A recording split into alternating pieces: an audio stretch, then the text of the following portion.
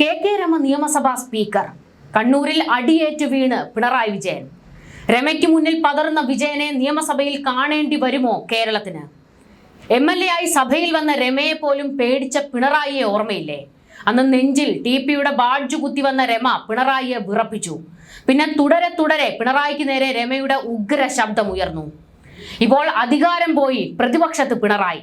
രമ സ്പീക്കറായാൽ ഭരണപക്ഷത്തിന് നേരെ വിരൽ ചൂണ്ടാൻ, ശബ്ദമുയർത്താൻ രമയുടെ അനുവാദം വേണ്ടിവരും. അങ്ങനെ ഒരു ഇരട്ടച്ചങ്കനെ ഫാൻസ് എങ്ങനെ കണ്ടു നിൽക്കും? സോഷ്യൽ മീഡിയയിലും ചാനലുകളിലും നിറയുന്നത് കെ രമ സ്പീക്കർ ആകുമോ എന്നുള്ള ചോദ്യമാണ്. കോൺഗ്രസിന്റെ സൈബർ ഗ്രൂപ്പുകളുടെയും ആവശ്യം രമ സ്പീക്കർ ആകണം എന്നാണ്, അവരെ സ്പീക്കർ ആക്കണം എന്നാണ്. കാരണം പിണറായി വിജയൻ ഒന്ന് തലകുനിച്ച് നിൽക്കുന്നതും സർ സർ എന്ന് വിളിക്കുന്നത് കേരളത്തിനൊന്ന് കാണുകയും അത് കണ്ട് ഞങ്ങൾക്ക് ഒന്ന് സന്തോഷിക്കണമെന്നുമാണ് ഈ കോൺഗ്രസിന്റെ സൈബർ ഗ്രൂപ്പുകളിൽ ഇപ്പോൾ വലിയ ആവശ്യം ഉയർന്നുകൊണ്ടിരിക്കുന്നത്. എന്തായാലും ഒരു കാര്യം ഉറപ്പ്, പിണറായിക്ക് കാലക്കേട് തുടങ്ങിയിരിക്കുകയാണ്. വടി വെട്ടിയിട്ടേ ഉള്ളൂ, അടി തുടങ്ങാൻ പോകുന്നതേ ഉള്ളെന്ന്. എന്തായാലും UDF കൂടി അതങ്ങ് തീരുമാനിച്ചാൽ പിണറായി വിജയന് പലപ്പോഴും ഇനി പതറേണ്ടി വരും. കെ രമയെ നോക്കി സാർ എനിക്ക് സംസാരിക്കാൻ അനുവാദം തരണമെന്നൊക്കെ പറയേണ്ടി വരുന്ന പിണറായി വിജയന്റെ ഒരു അവസ്ഥയെ ആ നിമിഷം സഭയിൽ ഒന്നാകെ CPMന് തലകുനിച്ചിരിക്കേണ്ടി വരും. കപ്പിത്താന്റെ ഗർവും അഹങ്കാരവും അവിടെ തീരും. കപ്പിത്താൻ വെറും വിജയനാകും അവിടെ. കെ രമ സ്പീക്കർ എന്ന് സതീശൻ ഒരു തീരുമാനം എടുത്താൽ അതാകും പിണറായിക്ക് UDF കൊടുക്കുന്ന ഏറ്റവും വലിയ തിരിച്ചടി, മറുപടി. കെ രമ അവരാണ് പെണ്ണൊരുത്തി. സ്വന്തം ഭർത്താവിനെ പൂക്കുല പോലെ വെട്ടിച്ചിതറിച്ച് മുന്നിൽ കൊണ്ടിട്ടപ്പോൾ വിങ്ങിപ്പൊട്ടുന്ന രമയെ നമ്മൾ കണ്ടു. VS എത്തുമ്പോൾ പൊട്ടിക്കരയുന്ന രമയെ കേരളം കണ്ടു. നമ്മൾ ഓർത്തു അവർ ചിതറിപ്പോയെന്ന്, അവർ തകർന്നടിഞ്ഞുവെന്ന്, ഇനി കെ രമയില്ലെന്ന്. പക്ഷെ പിന്നീട് അവരുടെ ഒരു ഉയർത്തെഴുന്നേൽപ്പുണ്ട്. താലി അറുത്തവരോട് പകരം ചോദിക്കാൻ ഇറങ്ങി പുറപ്പെട്ട ഒരു പെണ്ണിന്റെ യാത്ര. പ്രിയപ്പെട്ടവനെ കൊലപ്പെടുത്തിയ പകയിൽ മധുരാനഗരം ചുട്ടരിച്ച കണ്ണകിയുടെ കഥ നമ്മൾ കേട്ടിട്ടില്ലേ? രമയെ നമുക്ക് അങ്ങനെ വിശേഷിപ്പിക്കാം. അവരുടെ ഒരു പോരാട്ടം അത് ചെറുതൊന്നുമല്ല. അവർ എതിർത്തത് ചെറിയ ആൾക്കാരെയുമല്ല, പിണറായി വിജയനെ പോലെ CPMനെ പോലെ ഒരു ശക്തിയെ, പ്രബല ശക്തിയെയാണ്. ഒഞ്ചിയത്തെ കമ്മ്യൂണിസ്റ്റുകളെ കൂട്ടിച്ചേർത്ത് ചന്ദ്രശേഖരൻ ഉണ്ടാക്കിയ RMP നടത്തിയ കുതിപ്പും അവിടെ CPMന്റെ കിതപ്പും. പിന്നെ രമ നിയമസഭയിൽ വന്നൊരു നിൽപ്പുണ്ട്. ഇന്നും കേരളം ഓർക്കുന്നുണ്ടാകും രമയും പിണറായിയും നേർക്കുനേർ നോക്കി നിൽക്കുന്ന ആ ചിത്രം. ഒരുപാട് കണക്ക് തീർക്കാനുണ്ട്. രമയുടെ ഓർമ്മപ്പെടുത്തലായിരുന്നു ആ ചിത്രം. പിന്നെ നിയമസഭയിൽ CPMന്റെ അക്രമ കൊലപാതക രാഷ്ട്രീയത്തെ പൊളിച്ചു കീറി രമ. കൊടിസുനി കൂട്ടത്തിന് കിട്ടുന്ന സുഖ സൗകര്യങ്ങളെ വലിച്ചു പുറത്തിട്ടു. പിണറായി വിജയനെ അത്രത്തോളം എതിർത്ത മറ്റൊരു പെൺകരുത്ത് നിയമസഭയിൽ ഉണ്ടായിരുന്നില്ല അന്ന് പ്രതിപക്ഷത്ത്. വീണ്ടും വിജയിച്ച് വന്നൊരു നിൽപ്പ്. അതിന് ഇനി സ്പീക്കർ കസേരയിലേക്കാണ് രമ ഇരിക്കുന്നതെങ്കിൽ പിണറായി മുച്ചൂടും തീർന്നു. ഇടതുപക്ഷം നിലം പതിച്ചപ്പോൾ ശക്തമായി പ്രതികരിച്ച, കുറിക്കുകൊള്ളുന്ന മറുപടി കൊടുത്തയാൾ കെ രമയായിരുന്നു. കേരളം ഉറ്റുനോക്കിയത് കെ രമയുടെ പ്രതികരണത്തിനു വേണ്ടിയായിരുന്നു. പിണറായി വിജയൻ ധർമ്മടത്ത് വിയർത്തപ്പോഴും എല്ലാവരും സോഷ്യൽ മീഡിയയിൽ പരതിക്കൊണ്ടിരുന്നത് കെ രമയുടെ ഒരു കുറിപ്പിന് വേണ്ടിയായിരുന്നു.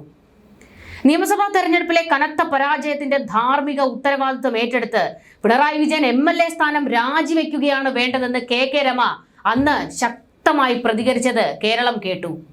ധർമ്മടം പോലെ CPMന്റെ കോട്ടയിൽ പിറകോട്ട് പോയതിന്റെ പ്രധാന കാരണം ഭരണവിരുദ്ധ വികാരവും നേതൃത്വത്തോടുള്ള എതിർപ്പുമാണെന്ന് കെ രമ പച്ചയ്ക്ക് പറഞ്ഞു.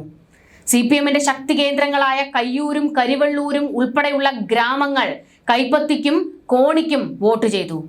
അത്രയേറെ ഭരണവിരുദ്ധതയും നേതാക്കളോടുള്ള എതിർപ്പും അവിടങ്ങളിൽ രൂപപ്പെട്ടിട്ടുണ്ട്. CPMന്റെ ഇന്നത്തെ പോക്കിനെതിരെ CPM അണികൾ തന്നെയാണ് അവരെ പരാജയപ്പെടുത്തിയിരിക്കുന്നത് എന്ന് രമ പറഞ്ഞു. പാർട്ടി ആലോചിച്ചിട്ടേ മന്ത്രിസ്ഥാനം സ്വീകരിക്കുന്നതിൽ തീരുമാനമെടുക്കുകയുള്ളൂ എന്ന് കെ രമ അന്ന് വ്യക്തമാക്കിയിരുന്നു. മുഖ്യമന്ത്രി സ്ഥാനത്തേക്ക് കോൺഗ്രസ് ആരെ തീരുമാനിച്ചാലും അത് അംഗീകരിക്കുമെന്നും രമ പറഞ്ഞിരുന്നു. പക്ഷേ എല്ലാവരും ആഗ്രഹിക്കുന്നത് കെ രമ സ്പീക്കർ കസേരയിൽ ഇരിക്കണം എന്നുള്ളതാണ്. കാരണം പിണറായി അവരോട് കെഞ്ചുന്നതൊന്ന് കാണണം, സർ സർ സർ എന്ന് വിളിക്കുന്നത് ഒന്ന് കേൾക്കണം. കൊല്ലാനേ കഴിഞ്ഞുള്ളൂ, തോൽപ്പിക്കാനായില്ല എന്നാണ് 51 വെട്ടേറ്റ് ക്രൂരമായി കൊല്ലപ്പെട്ട TPയുടെ ചേതനയറ്റ ശരീരത്തിന് മുൻപിലിരുന്ന് അന്ന് രമ പറഞ്ഞത്. അത് നടന്നത് 2012 മെയ് 4-നാണ്. മറ്റൊരു മെയ് 4-ന് തെരഞ്ഞെടുപ്പ് ഫലം പുറത്തു വന്നപ്പോൾ നെഞ്ചിലെ അണയാത്ത കനലുമായി കെ രമ ഒരു കുറിപ്പിട്ടു സോഷ്യൽ മീഡിയയിൽ. നിസ്സാരമല്ല, കുറച്ച് വാക്കുകൾ, 2-3 വാക്കുകൾ കൊണ്ട് ഒരു കുറിപ്പ്. പക്ഷെ ആ ഒരു കുറിപ്പിന് ധർമ്മടത്ത് പിറകോട്ട് പോയതിൻ്റെയും ധർമ്മടത്ത് ഭൂരിപക്ഷം കുറഞ്ഞതിൻ്റെയും ഒക്കെക്കാൾ വേദന, ഒരു പുളച്ചിലുണ്ടായിരുന്നു കെ രമയുടെ ആ ഒരു പോസ്റ്റിൽ പിണറായി കണ്ടപ്പോൾ.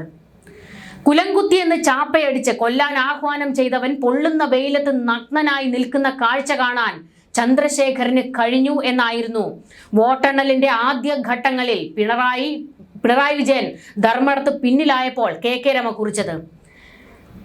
6 റൗണ്ട് പിന്നിലേക്ക്, മതി കേരളമേ, നന്ദിയുണ്ട് എന്നായിരുന്നു കെ രമയുടെ ആ ഒരു കുറിപ്പ്. പാർട്ടി കോട്ടയായ കണ്ണൂരിലടക്കം അണികൾ CPM-നെ തിരുത്തി എന്നതാണ് ഈ തെരഞ്ഞെടുപ്പ് ഫലത്തിൽ വ്യക്തമായി CPM-ന് കൊടുത്തിരിക്കുന്ന മറുപടി. കുലംകുത്തി എന്ന TP ചന്ദ്രശേഖരനെ വിളിച്ച പിണറായി വിജയനെതിരായ സമരം കൂടിയായിരുന്നു കെ രമയുടെ ഇന്നത്തെ രാഷ്ട്രീയ ജീവിതം. അവരെ ഈ രീതിയിലേക്ക് പരുവപ്പെടുത്തിയെടുത്തതിൽ പിണറായി വിജയന് വലിയ പങ്കുണ്ട്. കാരണം പിണറായി വിജയൻ അവർക്ക് കൊടുത്ത ഒരു മുറിവുണ്ടല്ലോ, ആ മുറിവിൽ നിന്നാണ് അവർ മരുന്ന് വെച്ച് ഉള്ളിൽ ആ വേദനയുണ്ട്. എത്ര മരുന്ന് വെച്ചാലും ഇവർ കൊടുത്ത ആ വേദനയുണ്ടല്ലോ, അതൊരിക്കലും മായില്ല. MM മണി കെ രമയെ അധിക്ഷേപിച്ചത് എങ്ങനെയായിരുന്നു? ആസ്ഥാന വിധവയെന്ന്. എന്നെ ആരാണ് വിധവയാക്കിയതെന്ന് അന്ന് കെ രമ MM മണിക്ക് ഒരു മറുപടി കൊടുത്തതാണ്. നിങ്ങളുടെ കൊലപാതക രാഷ്ട്രീയങ്ങൾക്ക് ചോര വീഴ്ത്താൻ കഴിയും, കുറെ മനുഷ്യരെ എന്നേക്കുമായി വേദനിപ്പിക്കാൻ കഴിയും, പക്ഷേ അവരെ ഇല്ലാതാക്കാൻ കഴിയില്ല. ആ വേദന പിന്നീട് ഒരു മരവിപ്പായി മാറും. ആ മരവിപ്പ് പിന്നീട് ശത്രുക്കളുടെ പതനം കാണുന്നതിന് വേണ്ടിയുള്ള ഒരു നീക്കമായി മാറ്റും. എനിക്ക് കണ്ണീരില്ല, എൻ്റെ കണ്ണീര് വറ്റിപ്പോയി, പക്ഷേ ഞാൻ കരുത്തയാണ് എന്ന് കെ രമ വീണ്ടും വീണ്ടും തെളിയിച്ചുകൊണ്ടേയിരുന്നു. TP ചന്ദ്രശേഖരന്റെ 51 വെട്ടിന് കേരളം മധുര പ്രതികാരം ചെയ്തു എന്നായിരുന്നു വടകരയിൽ നിന്ന് തെരഞ്ഞെടുക്കപ്പെട്ട ശേഷം കെ രമ പ്രതികരിച്ചത്. കഴിഞ്ഞ തവണത്തേക്കാൾ ഭൂരിപക്ഷം ഇരട്ടിയാക്കിയായിരുന്നു രമ നിയമസഭയിൽ തുടർച്ചയായി വിജയം കൊയ്തുകൊണ്ടിരിക്കുന്നത്. കമ്മ്യൂണിസ്റ്റ് പാർട്ടിക്കും സോഷ്യലിസ്റ്റുകൾക്കും വളക്കൂറുള്ള മണ്ണ് TP ചന്ദ്രശേഖരന്റെ കൊലപാതകത്തിന് ശേഷം അടിമുടി മാറുകയായിരുന്നു. 2021 ആദ്യമായി നിയമസഭയിലേക്ക് മത്സരിച്ച കെ രമ 7491 വോട്ടുകൾക്കാണ് വിജയിച്ചത്. പക്ഷേ ഇത്തവണ 70,177 വോട്ടുകൾ നേടി 14,862 വോട്ടുകളുടെ ഭൂരിപക്ഷമാണ് വോട്ടർമാർ രമയ്ക്ക് നൽകിയത്. ഇടതുകോട്ട തിരിച്ചു പിടിക്കാനിറങ്ങിയ LDF സ്ഥാനാർത്ഥി MK ഭാസ്കരൻ 55,255 വോട്ടുകൾ കൊണ്ട് തൃപ്തിപ്പെടേണ്ടി വന്നു. വടകരയുടെ വികസനത്തിനൊപ്പം അക്രമരഹിത രാഷ്ട്രീയമെന്ന മുദ്രാവാക്യം മുന്നോട്ട് വെച്ചാണ് കെ രമ തെരഞ്ഞെടുപ്പിനെ നേരിട്ടത്. ഈ ജനാധിപത്യത്തിന്റെ വിജയമാണെന്നും TPയുടെ ഘാതകർക്കുള്ള ശിക്ഷയാണെന്നും കെ രമ പറഞ്ഞു. മെയ് 4 എന്നത് യാദൃശ്ചികമായി സംഭവിച്ചതാണെങ്കിലും TP ചന്ദ്രശേഖരനെ സംബന്ധിച്ചിടത്തോളം അതൊരു ചരിത്രമാണെന്നും അദ്ദേഹം സന്തോഷിക്കുന്നുണ്ട് എന്നും കെ രമ അന്ന് പ്രതികരിച്ചത്. അവരുടെ വിജയത്തിന് ഇരട്ടി മധുരം ഉണ്ടായിരുന്നു. കാരണം ഭർത്താവിനെ ഇല്ലാതാക്കിയവരെ, തൻ്റെ താലി അറുത്തവർക്ക് ആ ദിവസം തന്നെ മറുപടി കൊടുക്കാൻ കഴിഞ്ഞത് അവരുടെ വലിയ വിജയം തന്നെയാണ്.